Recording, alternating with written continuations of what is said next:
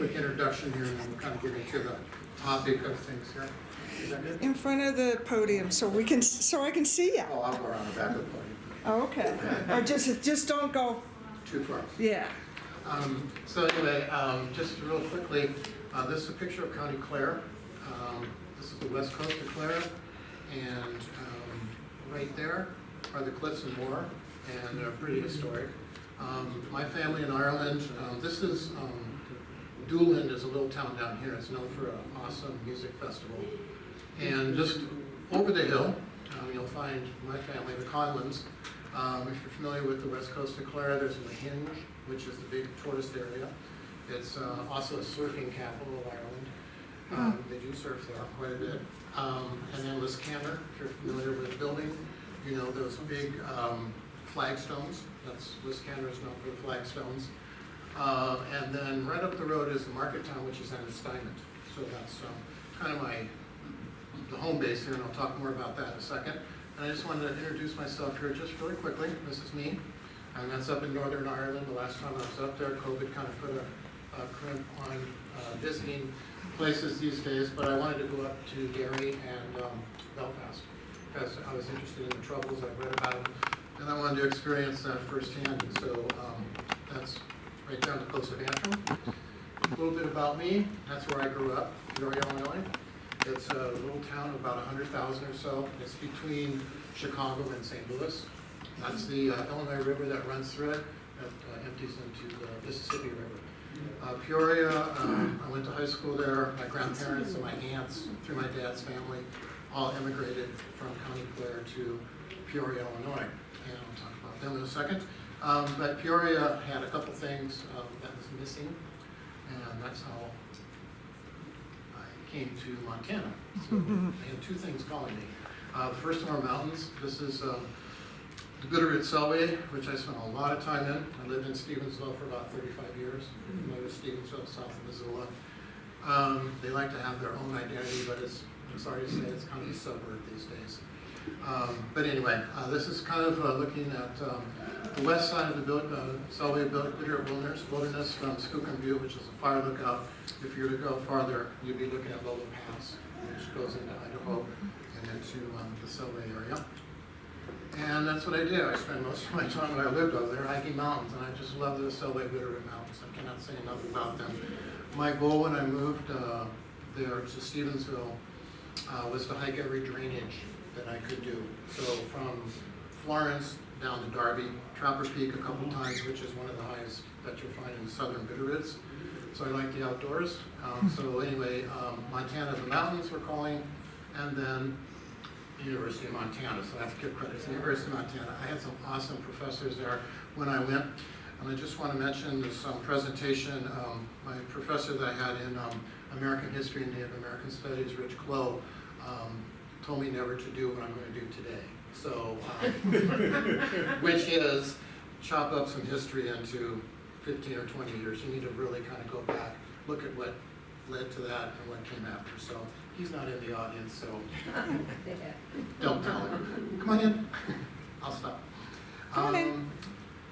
Okay. This is Stevensville, North Valley Public Library. I put this up here because this is how I found out about Butte. There was a couple in Stevensville by the name of Gene and Jack O'Neill. Maybe some of you know them. They retired and moved to Stevensville. I was on the library board here at the North Valley Public Library. Actually, I put those up, and I put that awning up, and I remodeled up there, and I cleaned the floors. I was not maintenance, I was a board member, and there was no money for that library. But Gene and Jack were, Gene was a discovery writer. She wrote about Lewis and Clark. She was also friends of the library, so I got to know her, and I heard all these stories about Butte. It was just incredible. So that led me to Butte. After 35 years, it only took me a while. So. Here's my connection with Ireland, just so that you know. This is a family wedding. That's my cousin. There's my grandfather right there, Michael Francis Conlan, County Clare, and my grandmother, Anna Hogan Conlan. They lived right across the road from one another. He came to the United States 4 or 5 years before her. He sent money back to her. If you know the tradition, you're supposed to send it to your immediate family. He was sending it to his prospective bride first time I went and met my cousins, this had been 100 years, they wanted to know where the money was. And my other cousin, Breed, said, and with interest, so. But we all kind of got a joke about that, I didn't quite know, because I just met them, but once they started passing out the sandwiches and the whiskey, we were good, so. So Michael and Anna, so there's that. Here's where they grew up. This is the town in County Clare. This is the market town. It's a really thriving, cool place in Clare. The falls, Ina River. I named one of my cats Ina after that. And she used to be a chowder, but now they call her Ina. So anyway, that's County Clare. That's the cottage my grandfather grew up. It's still in the family. My cousin Michael built a house over here. I've been in there. It's pretty cool. My grandfather had a twin brother, Patrick. And Michael, my grandfather, came to America. Patrick got the land. And it's through Patrick's family is how I've met all my cousins and all the connections there in Ireland. That's on one side of the road. It's called Deer Park West. The Hogans were here. This was a female-dominated household. There was Hogans and O'Briens in that. They were across. This is up on a hill. When the women wanted the Conlans to come up, they put sheets on the hedge. That was a little signal for them to come up. And they made their way up, helped with some of the farm chores like haying and things like that. It's that house is in the family until just recently it was sold. I was so fearful they were going to tear that house down, but the gentleman and his wife who bought it were very gracious and wanted us to come in to see what they've done. And but it's just a short distance across the road, so you have to imagine that up on a hill looking down to where my grandparents came from. I was actually in the running for that cottage, but it didn't happen. I just don't want to mess with it right now. It's kind of a sad story in itself. Anyway, just so that you know where all that is, here's a nice map kind of Ireland. That's Clare. Probably most of you have connections if you're Irish with County Cork, down around this way. So Cork, Kerry, Clare. It's the wild Atlantic way all the way up to Donegal. And then just kind of a highlight there for that. That's okay, that brings me to what I'm going to talk about today. And as Kim mentioned, who will stand up for Ireland, I started a project with the Butte Historical Society. I entered an essay thing, and that's a quote from Jim Larkin. I'll talk about him in a second. But he was a big trade unionist person who came to Butte. I'll talk about him as I mentioned, but very interesting character when he came here. And before I get going on this, I just want to tell you in the time that I have, I hope I can profile at least 5 men and 5 women who all came from Ireland to Butte, and they all had different ways of obtaining Irish independence. So when you think of independence, everybody has their own idea about it. We're just talking about Ireland becoming its own country, its own republic, its own constitution, no ties to the British Empire whatsoever. But each one of these people who came to Butte had their own idea about how to get it. Okay, so that's kind of where I'm going with this. And I think through the quotes and through some of the perspectives of some of the people that I profile here. One other little thing too is that 5 men, 5 women, the way the historical timeline goes, it's going to be mostly guys at first. So I just want to let you know that. So you'll see a lot of mustaches and beards first, but we'll get past that. And when we get into the Easter Rising, you'll really appreciate the role that women, which is a very underreported story. The Commandant, who was a pretty radical Irish group, just coming to light as to what some of the things they did for the Easter Rising. Okay, so that's where we're going.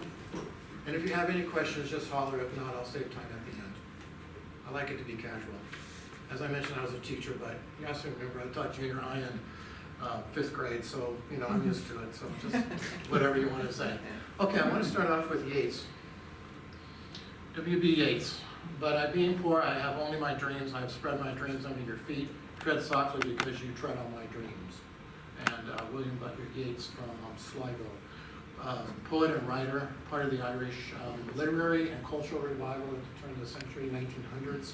Also had quite a bit to do with the Abbey Theatre, talking to him. But I wanted to highlight that because the dream was independence. And everybody has their own idea of how to get that. So the first person, well, before we get to that first person, here's some historical events to note. I don't want to get all bogged down in this, but I'm going to talk quite a bit about home rule. And basically for today, I just want you to know that home rule is the first thing we're going to talk about. And home rule was limited autonomy for Ireland. It wasn't a radical take up the arms and start shooting up the place. It was follow the Constitution, work with the British government, and it's a stepping stone. Let's just think of that. The Dublin Easter Rising, several of the women I'm going to profile are part of this. The Easter Rising, I think people are probably most familiar with that. In between, you have the Irish War of Independence, the Irish Free State Treaty, that a few more of the speakers will talk about, and that basically was another stepping stone. It wasn't total autonomy for Ireland. And so here we are in 1921, Ireland didn't become a republic until 1949. So you have all this stretch of time here where just keep on building and building and building, can't get there. The main reason for that, and I'm not going to trash the British government too much today, but the Irish Free State Treaty and Home Rule failed after 3 times. And the third time it failed was during World War I. And the British Parliament kept on saying, oh yeah, oh yeah. So when you got to the end of the rope with Home Rule, you can kind of see where it's going with the Easter Rising. It was kind of time to come up with a different approach. And the Irish Free State Treaty, it was really divided up.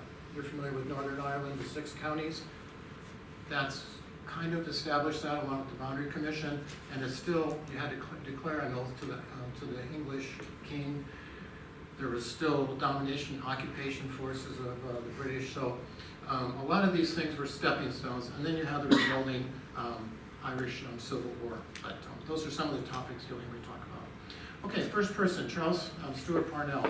He didn't come to Butte, but he came to America, but he influenced my next person. And I just want to tell you, he was one of the most influential people in the Irish Parliamentary Party. He was Home Rule all the way. Okay, so that was generally the trend in the late 1800s. Now he had an unlikely ally. This is Michael Davitt. He came to Butte, this is early records, 1886 he came to Butte. Davitt had every reason in the world not to be wanting to follow the Constitution. He grew up in County Mayo up in the Northwest. His family was evicted when he was 5, and they lived in England, and he became pretty radicalized, and he was eventually, in his later, as he grew older, was caught for gun running, smuggling guns to the Citizen Army in Ireland. And somehow, him and Parnell made a deal that when he came to America, not only would he talk about Irish tenant rights and land league type of issues, but he would also promote Home Rule. So when he came to Butte, this is what Butte was hearing basically from the Irish, was that, okay, Home Rule is the way we're gonna go. It wasn't the only, don't get me wrong, because I also researched the Robert Emmet Literary Association, and you look at the minutes of those people, they're going, we need to start shooting stuff up. So there was that, so don't get me wrong, but the speakers that were coming were more in Davitt. Davitt came to Butte and he said, when I think of the kindness and courtesy shown to me by your citizens, I shall carry home the recollections, and your Irish brethren will listen to the account of my reception in Butte City. Every one of these quotations I read from these people today, they're very heartfelt. I looked at other quotations that they said about other places in the United States. They went to New York, Boston, San Francisco. There was no, excuse me, there was no canned speech. They were very heartfelt. As I mentioned, he was in charge of the Irish Land League. Really quickly, breaking my rules here, but there were about 2,000 family British gentry and landowners. They controlled all the land in Ireland. There were over 3 or 4 million Irish who had no say in what was going on. They were evicted like he was. And so he started the Land League to discuss tenant rights. So he came to Butte, and we have to remember, the famine was 1845, basically. So you had all these people who were in Butte who had firsthand knowledge of the famine and the evictions and all that. So this really resonated with the people in Butte. He was just an incredible man. But he, as I mentioned, the Irish Land League and the percentage of people, but he went to, when he arrived in Butte, he came from Helena, and he was met by, no relation, Pat Conlon and DJ Hennessy. And he went up to a reception with Marcus Daly. So pretty much the business people in Butte and the kind of movers and shakers accepted this whole thing, this whole line of thought for this. There were 1,100 seats at the Opera House, and they were full. So you can see that there was a pretty widespread support for his idea. All of these places were sold out, by the way, as he came along. He made one fatal prediction, though. Okay, 1886, he said that in 2 years, home rule would be passed. Well, it didn't happen. So kind of a lesson there, don't predict things unless you're, absolutely positive on that. But he really thought that that would be the way to go. So I wanted to introduce him to start off. Okay, Douglas Hyde. Now here's another approach to achieving independence. We have home rule. Douglas Hyde was my kind of guy. He was president and started the Irish Gaelic League. He started one here in Butte. After his talk here in Butte, an Irish Gaelic League was established.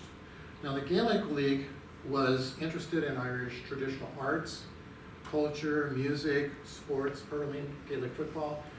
It was being Irish again because the British had dominated so much. And so when Hyde came to Butte, that's what he was talking about. And I mentioned W.B. Yeats. Those people were all tied in together. That was their whole idea of how they were going to change the British Empire and the occupation was you needed to be Irish again. The language was stamped out. My own grandparents spoke some of it, but they didn't. They were Americans. So he's bringing this whole perspective to Butte. Excuse me. Here's his quote: "I left Ireland to come to another country, and I discovered in Butte I'm in another Ireland. I feel as much at home here as I would in my native home. I've heard of Butte the day I landed in America, and they said, 'Don't forget to go to Butte.'" I thought that's pretty awesome when you think about it. And these are people who are going to New York, San Francisco, all the big cities. But when he came here, he also mentioned that home rule wasn't the only way to go. So these people who left Ireland were starting to go, oh yeah, maybe we should have a connection to our past and our cultural heritage. So he came on a 55-city fundraising tour, 55 cities, and talked about the Gaelic League. And he appeared on April 6th, and there was 2,000 people at the Broadway Theater, 2,000 people to see him. And earlier on his trip, the audience at Pittsburgh was 1,800. So Butte was outpacing these people. Butte was really a heavyweight when it came to some of these speakers. And of course, the Irish population, the sizable population, it all fit into it. There were 2,000 people in Philadelphia. So Butte was rivaling them in terms of, it cost $1.50 to see him, by the way, at the Broadway. Wow. But all the mayor, the Butte Mayor McGinnis, J.J. O'Meara, some of these people you're familiar, Bishop Carroll from Helena, were all here in attendance to take him in. And these things, I don't know how many are familiar with Céilís. They're Irish music. So back in Ireland, you had fiddle, accordion, and dance music at hallways or kitchens, ballrooms. It's just a party. Some of these places, when you read the accounts of them, they were like parties. Yeah, the speaker was scheduled, but there was a whole music program prior to that. If you've ever heard any of these traditional Irish songs like Athlone or Killarney, they're tearjerkers. But they would sing those before some of these people would come to Butte. And the Anaconda Standard reported that the audience was perfectly still in anticipation of this great Irish statesman and rose to their feet with a standing ovation that grew to a torrent of applause. Now, I want to say one thing about newspapers. The way they were writing back in those days was very flowing. And so anyway, I just really comparing newspaper print now to that, that's kind of interesting. One interesting thing that he said, he was so impressed with Butte, if we could take a few hundred of you Buttites and transfer you to Dublin, what a hustling, bustling city we have. We got the city and the country, but we need a lot of rustlers like I've met here. So that's kind of cool. Now, there was one thing that he did. He toured around too. He went up to the Stewart. He toured Big Butte, looked at some schools, but he also went over to Anaconda. And here's some little environmental news with him, is that he saw the smokestack over there, was appalled at the arsenic and everything that was spreading out into the landscape. And he said, Montana, because of that, he said, Montana is completely owned and almost bought and sold by Standard Oil Company and other kindred corporations. They have succeeded in prompting any source of wealth that's worth anything, all the mines, all the timber, and the sources of water, and even good valley land. So he was only here for a couple of days, and obviously he had read his history, which was pretty nice as well. So anyway, once again, here's Butte's support for the Gaelic League. The Gaelic League was set up here in Butte, and the Robert Emmets kept up with that, the Literary Association, provided history books for some of the schools in Irish history and Irish language. They have contests and things like that for the best essay and things as such. I'm going to take a little bit of a switch here. And there's a thing from the newspaper there. Gaelic scholar. I might mention too that he eventually became, before it was a republic, the first president of Ireland. And he worked on the Constitution with Eamon Devalera. One thing interesting about him is that he gave $5,000 to the rescue relief for the San Francisco earthquake victims when he was here. Just shows you just the hearts that these people had. Okay, let me take a turn here, intersect here with labor real quick. James Conley. Most of you probably know him from the Easter Rising. He was at the GPO, read the Proclamation of Irish Independence, was apprehended eventually, was severely wounded. The British took him to Kilmainham Jail, which I'll show here in a bit, and he was executed. They had to put him in a chair because he was so wounded, so as a firing squad, and they were very brutal. But he came to Butte 6 years before that. And he came mostly on a union socialist. He was involved in socialist organizations and also socialist newspapers in Ireland as well as in New York. One was the Harp, which is an incredible newspaper if you want to pick that up. It's a socialist newspaper that lays it bare in terms of workers' rights. So he, when he came to Butte, his quote was, "Socialists did not promise to free the working people. They only wanted to tell people how to free themselves." So that was his whole thing when he came here.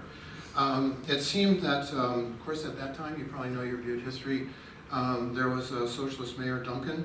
He was there to welcome him. So I think he had a good reception. The issue that I found with him is that for those of you from Butte would know more, I'm probably about a C student when it comes to labor history. But there was very little coverage of him in the papers. And I don't know if it was because of the ownership of the papers or what. I could not find a write-up of his speech, only an introductory thing about him. I had to go to a South Dakota newspaper to find out what he actually said on his talk. So I'm assuming he kind of had a regular speech that he gave all the time. And he talked about the dangers of scab labor, corrupt capitalist class-controlled legislatures, and the loss of workers' rights under capitalism. So that was kind of his thing, but I wanted to throw him in here because not only is he important, and very important in Irish and Irish American history, but this is the intersection of labor and independence. And it's a whole other area that needs, I think, a great research. I know Professor Emmons at University of Montana has done quite a bit on that topic, but it is an area that I think could be further explored. And then also too, I found it ironic that he was not really honored so much here, but after the Easter Rising, there were celebrations of his life and then also memorials. Robert Emmons had a yearly basically party, because you know in Ireland it's someone passes, it's kind of a party in a way. I mean, you know, kind of where I'm getting at is that it's not all solemn. So there's that. But I wanted to bring him up because, you know, 6 years later after he's executed, you know, he ended up, just real quickly, this was the focal point of Easter Rising, which I'm going to move into here real quickly. This is kind of the portion of Irish history where a lot of people were saying, Conley said, it's time to get your guns. So you're starting to see this pick up a little bit. The General Post Office sits on O'Connell Street in Dublin.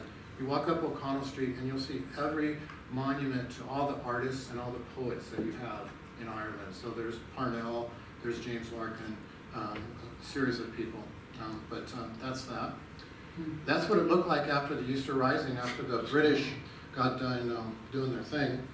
And I just wanted just a little side note here. This little thing right here, that's a pillar to Admiral Nelson. It was built like 1803 or something like that.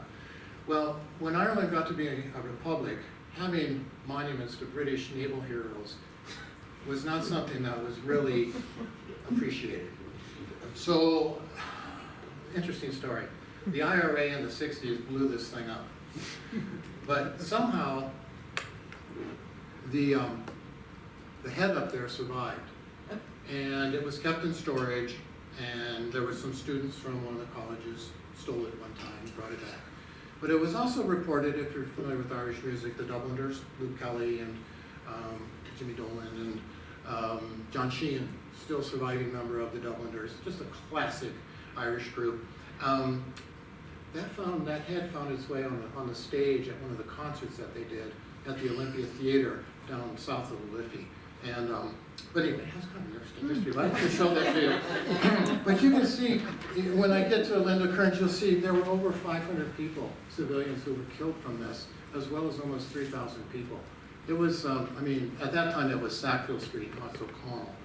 So, Excuse me, what is that building that they destroyed? That's part of the one that's next to that. Part of that was the GPO, and I'm not quite sure of the if that was an annex at the time or not. Yeah, that's something we could look into, but I think it was part of that GPO. But the one that's still standing, That's the main part that's of the building now. GPO. Yeah, It looks like it's been gutted inside. Yeah, so there's been some changes on that. And, okay, so here we go back to the pillar, blown up by the IRA, shows up at a concert at the Olympia, and then this is what replaced it. And this is called the Spire, and it's also referred to as the Monument of Light, and that was built in 2003. So when you walk up O'Connell Street, that's what you see. But just kind of a sidelight to get away from our people here for just for a second. Now, the next bit here, you're probably all familiar with Eamon Devalera. He was a battalion camp, since we're talking about the Rising, he was a battalion commander. He was arrested, he was sentenced to death, but since he had dual citizenship with Ireland, and the British were sensitive about offending America because of World War I, they're trying to get a partnership with that, he was spared. And just a handful of years after that, he's in Butte. Well, he's in Butte a couple times, but I want to focus on this July visit that he did. He also became president and prime minister of Ireland. He worked on the Constitution. He's probably one of the most noted and written about historical characters in Irish history. He had his issues, so I won't say he was perfect, but for what I'm doing today, he kind of was. So just we'll leave it at that. But there are some other issues. But he came here in July. The focus one is right here. This is from the Butte Miner. I mean, when's the last time you saw a whole newspaper devoted to the coverage of one person? And when he came to Butte, he was met at the train station by a lot of dignitaries, a marching band.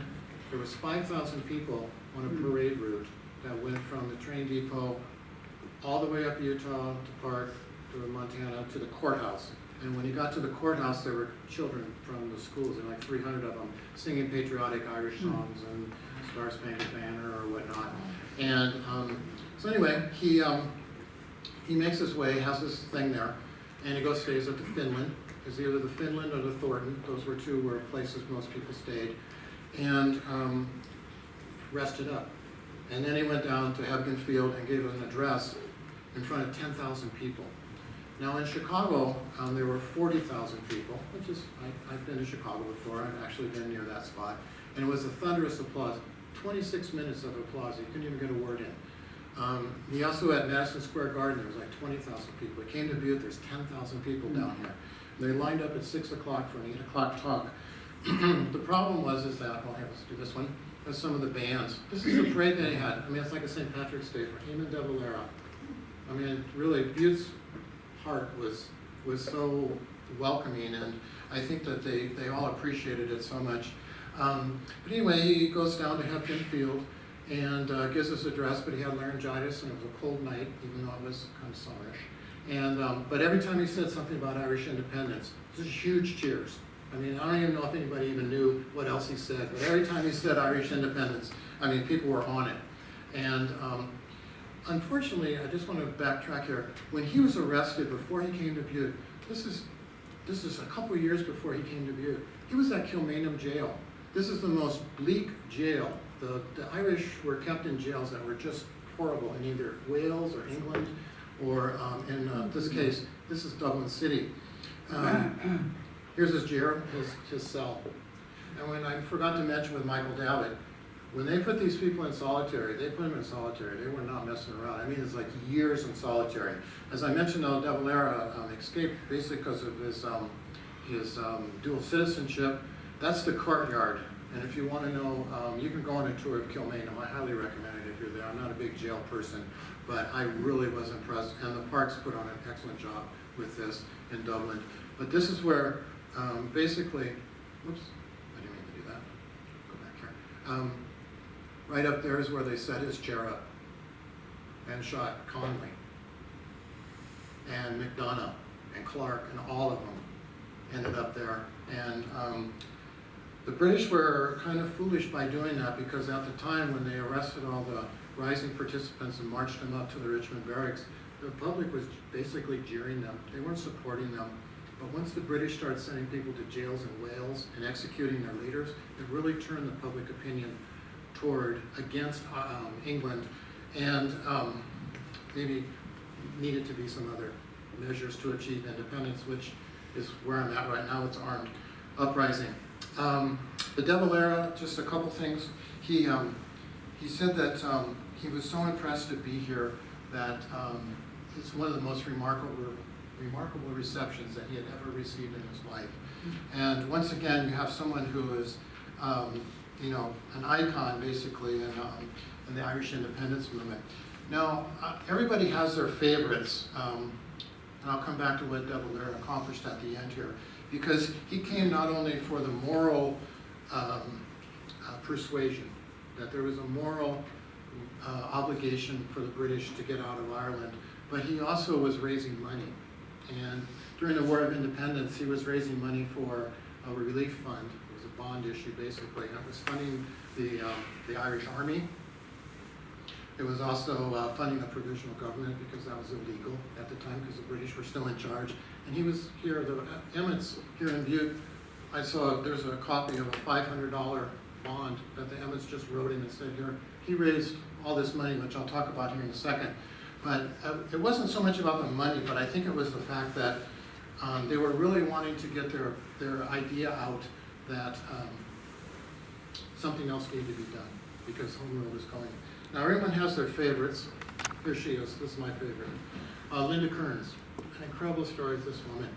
She was a nurse by trade. She was supposed to go to France during World War I. Thomas McDonough got her ear about the revolution, I guess, and she became a nurse during the Easter Rising, and she had a hospital, field hospital for British soldiers as well, wounded, whomever, and she witnessed that. Afterwards, she kept her private nurse practice up, and she worked for a family. The fellow died, and she inherited his car, which ties into what was going on, because she used that car to transfer messages from Michael Collins. You know about Michael Collins. From Michael Collins to IRA people in the west of Ireland, guns, messages. So she was dressed in her nurse's uniform. The British didn't pick up on that right away. And eventually she was arrested because they were pulled over. They found guns that were related to a murder. And so she was sent to prison. And she, another one, spent time in jail. Her most remarkable thing, though, was that at Mountjoy in Dublin, the jail, there was a warden there who was kind of lackadaisical with the keys, and left them there. And they did a wax mold. I don't know the process on that. They did a wax mold of the keys, and then escaped by climbing up a rope over a wall, 25 feet, over on the other side, back down again, met by the IRA. They took her off to Carlow, which is down the southeast part of Ireland. So that was her story. Now, all of that, and then she comes to Butte 2 years later. I mean, I'm just kind of skimming the surface here. Her diary about her prison journal is just, I mean, you cry. When you read it, it's, all of them are like that. That's kind of where she was at with that. But she said when she came to Butte, I think it's the most wonderful country one could ever see. And she was originally from Sligo. And I just want to mention one other thing. When she came to Butte, since she had been in prison for so long, she was very interested in the prisoners that were in Dublin, whether they be family members or whatever. So she was raising money here in Butte so that those families and their dependents of jailed people could get money for survival. Because, you know, if you jail the breadwinner, what do you do? So she was here to do some fundraising, but also to start talking about independence and how to get it. At that time, the British were trying to sell their side of the story, and there's a lot of propaganda out there. And so Linda Kearns came, and Eamon Devalera basically appointed her. He's pretty savvy. He realized that all these people had a tie to Ireland and the Easter Rising. They knew that the Easter Rising resonated with the Irish. And so Linda Kearns talked about the Free State Treaty and how the Free State Treaty was basically a paper goat. Words is that it didn't amount to anything because it was a stepping stone, but it wasn't total independence. You still, if you're in the Parliament, you still had to do an oath to the British King, and you know that wasn't going to happen. So but anyway, she came, and her story to me is one of those I mentioned underreported stories. I really like those stories because she came with some pretty important people, but not much was written about her. Her diary, you can pull it up and read it. There's also a thread I'm investigating right now. Supposedly there was one of her friends from the Rising that eventually went to Seattle, and I'm not quite sure how all that worked, but I do believe that she was on her trip was trying to connect up with that friend, but I can't report on that right for today. There's so many things to look at. Here she is. There she is. And there was at that time, President Cosgrove, who was pro-Free State, referred to her and several of these other women I'm going to profile. It wasn't a kindly reference. They were not ordinary females. And it was a really derogatory thing by the President of Ireland, because these people were going up against the Irish Free State Treaty, which still kept Ireland tied up, so to speak. So there's Linda. And now, keeping up with that, Constance Markiewicz, you might look at that and go, well, that's not really an Irish name. She married a Polish fellow. And they were, and a lot of times you'll see pictures of her with guns and things like that. That is true. She was in the, she was high commander at the Easter Rising. She had her own spot at St. Stephen's Green, which I'll show here in a second. She was another one, jailed and sentenced. She was supposed to be killed, executed, but the British, again, were sensitive, especially since she was a woman. They eventually let her go, but she was sent by Eamon Devalera, again, the genius of it all, sent all these people because she had been in the Easter Rising. And but anyway, I mentioned that with the guns. A lot of times you'll see pictures of these women with guns, especially Constance. They were more artists and writers. They weren't so much military, but as we see now with Ukraine, a lot of people signing up for things, and she definitely heeded the call there. When Constance, and by the way, as I mentioned, she wasn't a Markiewicz, she was Gore Booth, and she was from Sligo. But anyway, she was very interested in women's suffrage. Also, as I mentioned, she was came to Butte and said that let's see, 1922, and she noted that Butte was one of the places that stand out for its reception. For they met us at the train station with a band. That was the Pierce Conley Drum and Fife Corps and an army. I'm assuming that's the Emmett Army. Robert Emmett had a little military group too.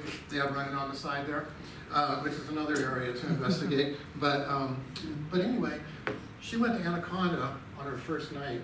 She went to the AOH, and there were over 2,000 people at that hall. And here's a person who was in the Easter Rising. She detailed step by step what happened at the Rising. And so the people were spellbound in Anaconda. I mean, it was just pretty amazing. When she came over to Butte, she had some social things, but she spoke at the Butte High Auditorium, and she said that the Free State Treaty was a violation of things because Ireland was not Irish, not free, and not a state. People of Butte in the U.S., we have come to ask that you remain with us until our purpose is accomplished and support the Republican cause, so the lives of those lost in the Easter Rising were not in vain. So a lot of these people were using that refrain. These people died in the Easter Rising. Let's not give in to the Brits right now, and let's keep it going, and let's keep their memory and support us. So that's basically where Constance was going. As I mentioned, this is kind of a quick trip, but as I'm sure she is in the military, an incredible character. I just saw a thing, a little Zoom thing on Monday about her biographer, and she was talking about her. And there's some letters that she wrote to her sister about her trip to America, which was mentioned in this, and I'm going to be in touch with this woman about it, because it's about her trip to America. I'd be interested to see what her first-hand letters about her trip. Douglas Hyde talked about Butte, but it's at the National Library, which is fine with me, but it's all in Irish. And I'm not a fluent Irish speaker, but I can get there. And so I want to go to that library and I want to see what he said about Butte in Irish. So that'd be cool. So anyway, here we go. So here we go, kind of going with the armed conflict part of things. You can read that for yourself, but pretty straightforward. What can I say? Quote of the day is what I call it. This is St. Stephen's Green in Dublin. It's a beautiful green space south of the Liffey. That was her post during the Easter Rising. And so they all had little spots, and she was there. There was a thing that she had actually shot and killed someone, and anyway, she said she didn't. Next, maybe some of you are familiar with this because Hannah Sheehy Skeffington had a family member come and speak to Butte a long time ago, and that's her husband Francis right there. And she was very interested in voting rights, and so when she came to Butte, that was one of her things. But in Ireland, women got the right to vote. I won't say all women, but most of the women got the right to vote in 1918, which was 2 years before the United States. Hannah Sheehy Skeffington came here with that. She also came anti-Free State Treaty, but her husband Francis, unfortunately, a couple days after the Easter Rising, the British rounded him up, and he was shot in the back. And they had a big to-do about that, and it resulted in this. I didn't really want to read this. I was at the University of Montana Mansfield Library, and I ran across this, but this is the report commission that the British government did on this. It was like a total whitewash. Nobody ever claimed responsibility for killing him. And it's so typical of this history. There's been no reconciliation or no reparation for any of these things. But anyway, she came to talk about his death as well as women's suffrage. And when she came to Butte, she said, "I may say the people of Ireland look to the people of the U.S. as their best friends. Personally, I feel at home here. I almost think it's my country. At least I do not feel a stranger here. I think Butte has more interest in Irish affairs than any other city in the United States. The three best supporters of the Irish cause are Boston, Chicago, and Butte." So there you go. But anyway, as I mentioned, and all these women belong to Come On Yvonne. That's a whole other brown bag discussion, but it was a really radical Irish women's group, and they didn't mess, and they were an underreported story. It's just incredible. It's starting to come out now, but history's been really biased about the part that these women played in the Irish Revolution, and it's a story that I hope starts to get to be told a little bit more. But she came to Butte a couple times. One interesting thing about this trip, she came to Butte with her son Owen as a youngster, and they were denied passports by the British government, so she came over illegally. And the British, in cooperation with the U.S. Secret Service, tried to round her up and capture her, but they couldn't. She made it to Butte and talked, and another one had another lecture series of like tens of places that they went. And I just found her story that John Devoy, who was leader of the Kilmainham Jail, which was another radical Irish group, that's the largest American nationalist group in America, said that her tour of the United States did more real good for the cause of Ireland than all the Irish orators over the past 25 years. So she was pretty important. A couple little bits and pieces. I like these little things. I have her receipts from the Finland for what she stayed at, and it's kind of cool because of the Finland for a week of staying up there, or down there I should say. The total was $27.50, and that included like laundry and baggage and telegrams and telephones and things like that. So it's, just that. But anyway, so they were kind of moving along. So there was that. Anti-Free State again. All these women, anti-Free State Treaty, anti-Free State Treaty. Eamon Devalera sent them because he knew that they had something to do with the rising. Mary McSweeney, she's another one. Irish Gaelic League. Her brother Terence was, for all you Cork people in here, he was mayor of Cork City, and he was imprisoned, went on a hunger strike after 75 days and died. And so she came to the United States to talk about that. And she quotes, under the Free State Treaty, The English king controls the country as head of state, summons and dissolves parliament, as head of judiciary, head of army. No law is valid until it has obtained his signature. And so she was a member of the Gaelic League as well, as I mentioned, traditional arts and culture. But she also came to, in 2 occasions, but she was also on a 70-city tour of the United States, and Butte was still part of those tours that they came to. So I think it speaks to the importance of Butte in the Irish independence movement. Sinn Féin, if you're familiar with Sinn Féin, there was the IRA at that time. They were the military branch. The Sinn Féin was the political branch. Even Devalera was with Sinn Féin for a while. And he broke off, and that's a whole other story about him and Devalera. But anyway, she came from Spokane. She was another one that had a parade. She went up from the train station up to the courthouse. She spoke at the Broadway Theater, and it was sold out. 2,200 people. They were turning people away. So once again, there's still this interest here in Butte about Irish independence, and now it's kind of going from a long time ago at Home Rule. Now it's like, okay, where do we go? Irish Free State Treaty. They're still putting the clamps on us, so we need to think of another strategy. And this was another one with Eamon Devalera's brilliant, sending these people over like that. Unfortunately for Mary, she died in 1942, so a lot of these people didn't even get a chance to see Ireland become its own country. But sure, they sure fought for it in many ways. Okay, I've been saying all these nice things about Butte. James Larkin, he didn't say nice things about Butte, sorry. He came to Butte, well, several times. I could only really track down a couple, but the Dublin Lockout strike, he was responsible for that in Dublin.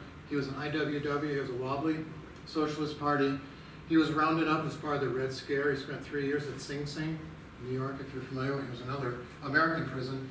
And he made a quote on St. Patrick's Day at the prison yard in Sing Sing.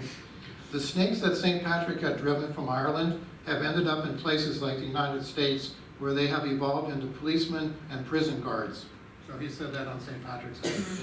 And so anyway, here he is. He comes over to Butte. And he was labeled an agitator. In fact, he was actually forbidden from speaking at a couple places here in Butte. And like I say, I'm not a labor history person, so maybe some of you here in Butte know some of all that, but he did eventually get around to speaking. But I just want to bring this up because here's the intersection of labor and independence. He came here to talk about Irish independence, but I think we're all familiar with that term, historical trauma. These people spent so much time in prison, away from their homes, that you can't help but think that they might have just been kind of losing it a little bit. I'm not saying that he had mental issues, but by the time he came to Butte, he was saying that if people in Ireland knew you, they disown you. This is to a Butte audience. Can you imagine that? You ran away from Ireland because you didn't have the goods to fight. And he knew that Ireland would be saved by Ireland, not America. So here's something totally different than what we've been hearing, is that all these people are coming for your support. Here's Larkin saying, we don't need you. So there's a real disconnect there with him. But the odd thing about it is that his speech, originally at the beginning, who will stand for Ireland, he threw that out at the speech. And, there's some this and that, and a German fellow stood up. Well, it was determined that this fellow was German, he wasn't Irish. Larkin told him to sit down because he wasn't talking to anybody that wasn't Irish. So, I don't know, this is another story I really want to find out about.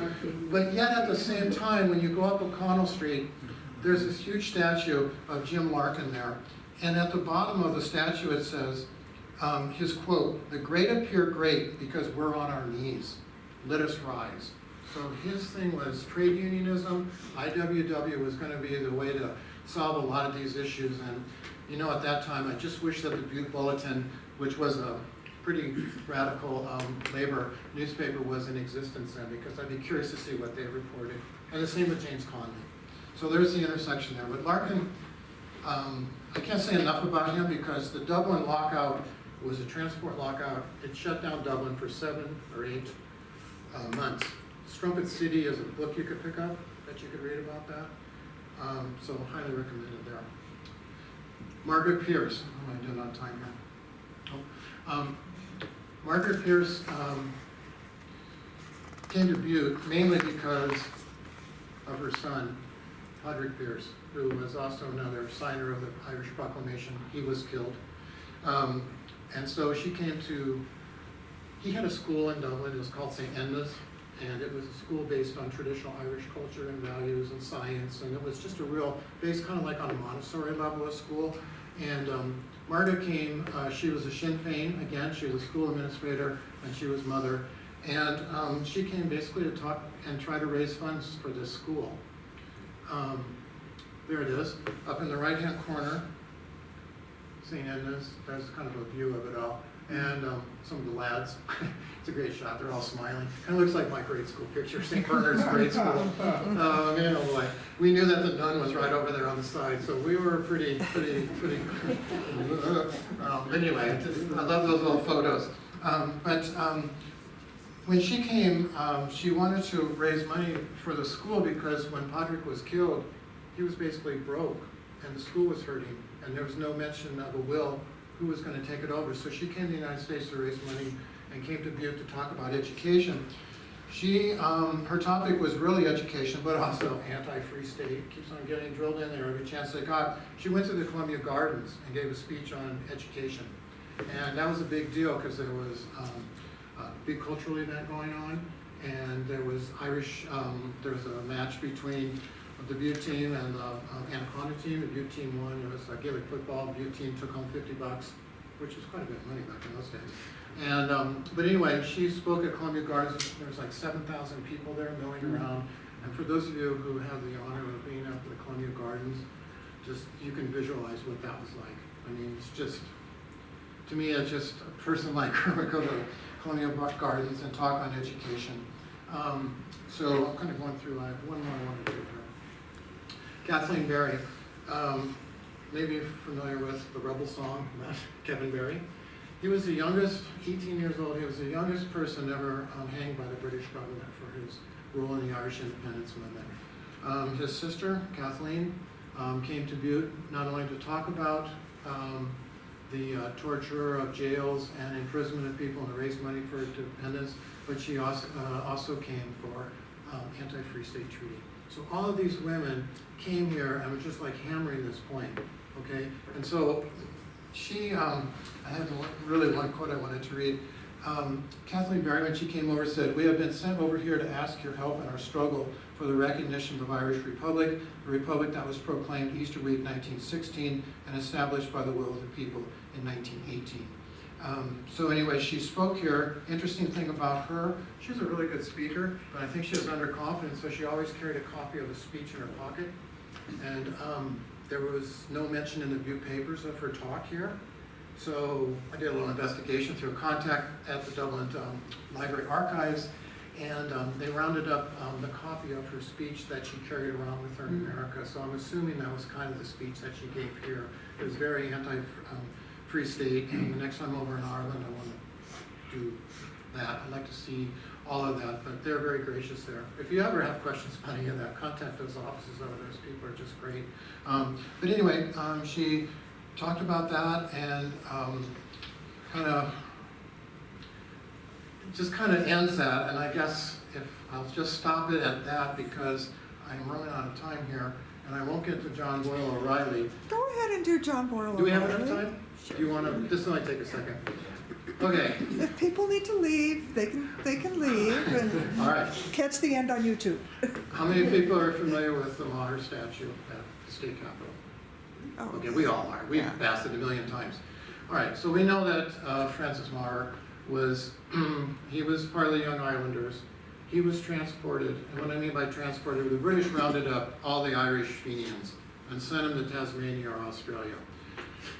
He was the same way. And I mentioned transportation because I put him in the same boat as Maher. These guys had incredible escape stories. Every one of these people profiled today got out somehow. He was sent to Australia, escaped, came over to the United States, and became in Boston and became a writer of The Pilot. The Pilot was noted for being a real racist newspaper, and when he became editor of The Pilot, he changed the whole direction of that. He was friends with Frederick Douglass. You know, when you think of the connections, Oscar Wilde, all these people he had in his circle of, and so the paper started to go for Irish independence as well as Native American rights and African American rights, civil rights and liberties. Before he came to the United States, before he was transported, he was in the British Army. You know, a lot of Irish were in the British Army. And they were not conscripted, but they joined for economic reasons. He was in the British Army, but he was also had a dual job. He was recruiting Fenians to rebel against the British Army. So he was recruiting within the British Army. And he had quite a cadre of people that he had accumulated. The only problem was then he was caught. So he had every reason, and sent to jail, he had every reason and transported to really dislike the British government and also want to take up arms. But he kind of mellowed as he got older, I guess. And so he kind of changed the direction. I think he was seeing that the armed rebellions maybe weren't going the directions that they should have gone. But when he came to Butte, he said, one might well fancy that we had left the world altogether and coming from Boston to Butte and to have dropped off into a wonderful new planet. I can only express my delight at what I find here in Butte. And that was him. He came in, well, actually 2 times, 1890. And as I mentioned, his history was something, but he, the thing I like about him was his commitment to journalism. I just mentioned this now. Honest and true journalism. It was speaking the truth. It wasn't all this, you know, well, I'll leave it at that. But anyway, so he was really committed to his trade, let's put it that way. And when he came to Butte, it was, he talked at the McGuire Opera House. I was familiar with that. 75 cents to $1.25 to go see him, which back in those days was quite a bit. And the papers were noted as saying that would be a grand intellectual treat because he detailed the history of Ireland and all the prominent people that came before him, like Robert Emmet. You know, Robert Emmet is the namesake of the Robert Literary Association here. Emmet was another one executed for his role in a rising that happened in Dublin in the early 1800s. So when I say taking things out of context, Easter Rising was here, but there's a whole bunch of other rebellions that were getting squashed that were happening before this too, that led up to this. So apologies again for taking that kind of out of context there. But you know, he was at Mountjoy Prison, and he eventually made it over here. He was met over in Garrison. I'm not quite sure why he was met at the train. Maybe some of you know more about that as well. And his title was The Present Conditions of the Irish Question. And he reviewed the political and economic history of 19th century Ireland and uprisings and revolutions of the past 700 years. So, you know, we only go back a couple hundred. And here these people have all this history to bring forward. So anyway, I think it was pretty important that he came here, not only that, but just to give the idea that the cause was still happening. Now this was early, so he should have probably gone in with David, but I don't know if I have enough time to get to him or not. But just another incredible person here. And then this was Mary McSweeney's Many Turned Away from Broadway, as I mentioned. And then the Robert Emmet Literary Association, I just might mention this, is I had a fellowship here at the Archives for this group. I sorted through their minutes and their payrolls and their roster rolls. At the earlier presentation, I mentioned the Land League. And trying to get land back from the British. That wasn't a real peaceful process. There were groups in Ireland that were called secret societies. There was one group called the Ribbon Boys. They identified themselves by number. So, for instance, Kim might be number 25, and you were sister 25 or brother 25. The Robert Emmet Literary Association did the same thing. They identified each other by numbers. So I think there's a direct link with the history here. But the Emmets, here's their sign-up cards, membership. And that's a whole nother brown bag maybe sometime, I don't know. Well, and their numbers were like number 1, it was whatever number they were on the column. Yes, yeah. I think my great-grandfather was like Yes. number 67. And that after you quit, your number could be reused. But it Yeah. was just like on the first page, whatever order you joined in. Yeah. So it wasn't that much of Yeah. a mystery to break the code, but Yeah, and this group was interesting to me because right before World War I, you know, groups felt that any dent in the British Empire was acceptable. So some of these groups were very pro-German. I don't think it was for the ideology so much, but it's the fact that if the Germans could put a dent in the British Army of the Empire, that would be Ireland's opportunity. And you hear that a lot. So the Emmets, you know, Robert Emmet, as I mentioned, just brutally. It's just. So here's some conclusions and thoughts I have. So number 1, These are things I wanted to kind of prove. I've always heard anecdotal records about, oh yeah, my uncle ran guns or this and that. I wanted to find out and get to the basis here. So I hope that I showed you that the Irish in Butte supported Irish independence. There were many important figures in Ireland that came to Butte, had wonderful receptions, which speaks to the generosity of Butte. And I also might mention that I think this is why this all set the groundwork for the way things are happening right now in Butte. There's this Irish connection. Well, it just didn't drop out of the sky. It's been building, and I think a lot of these people really established that as we kind of moved along. Then also, the Butte Irish organizations. I've mentioned the Robert Emmets, but some of you may belong to the AOH, Ancient Order of Hibernians. Then they and the Emmets sponsored a lot of these people who came to Butte. So it didn't matter. And the Emmets and the AOH worked together, as well as the Phil Sheridan Club in Anaconda. And I don't want to dismiss the importance of Anaconda, so it's important. The ties with Anaconda and Butte and Helena, because Devalera addressed the state legislature in Helena. That was a really big deal. They contributed large sums of money. From my research that I did, when Devalera came here, the Irish bond drive was established by him. They wanted to raise $5 million, so now you're talking 1919 money. And that's like $68 million in purchasing power right now. So the Emmets, as I mentioned, they gave money right out of the chute there, but they raised $80,000 for that bond drive, and that's $80,000 in that money back then. The other thing that was of interest too, the humanitarian relief that was set up, and the Emmets were with this as well. It was to provide humanitarian relief for Irish civilians, and they wanted to raise $10 million, and they raised half of that, $5 million, which isn't too bad. And the Montana goal was $50,000. Montana reached over $45,000 of that $50,000 to go for humanitarian relief. Speaks to the generosity. That's like 90% of the goal. It was higher than percentage was higher than 30 states. Here's Butte pulling its weight again. And the Emmets accounted for 18,000 of the 32,000 came from other areas. So Butte alone, and I'm sure Anaconda, I'm not sure if Anaconda is included in that, but significant fundraising for a small state, small population, supporting these people. And then as I went from home rule to get the guns with the rising, now it's kind of more like lobbying, writing letters to having Senator Murray and Senator Walsh carry the load for you to the U.S. Senate, getting resolutions on the Senate floor for Irish independence. And so that's kind of where it was going. And as I mentioned, 1949, it's a long wait for a nation once again. So that was what I was trying to prove. I hope that I was able to touch on some of those points today. And then I want to thank a couple things here. I do a radio program. I don't know if you're familiar with it. It's called The Rocky Road to Dublin. It's on Tuesday mornings. I play a lot of Irish music, but that's not the extent of it. And but anyway, it's on Tuesday mornings at 10 o'clock. I also have a history program which I call the Harp Without the Crown, so you can find out more about these. You can go to ButteAmericaRadio.org, or KBMF is 102.5, and it's right across the street from the courthouse.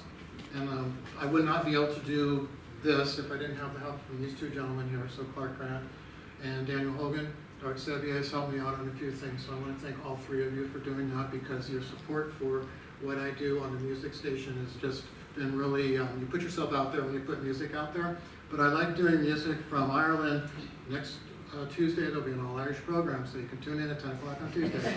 And I'll be doing recitations, lamentations, they'll be singing and crying and the whole thing.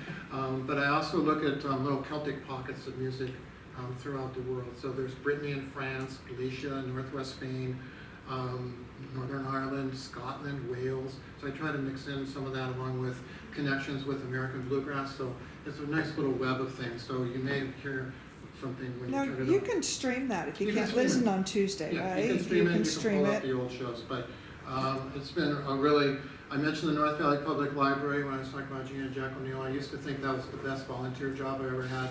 This is probably my best volunteer job I ever had. And I've been doing it now for almost 6.5 years, I guess. So if you're tuning in now, thank you, I hope you do. And I'll sign it off with thank you. So anyway, cottage.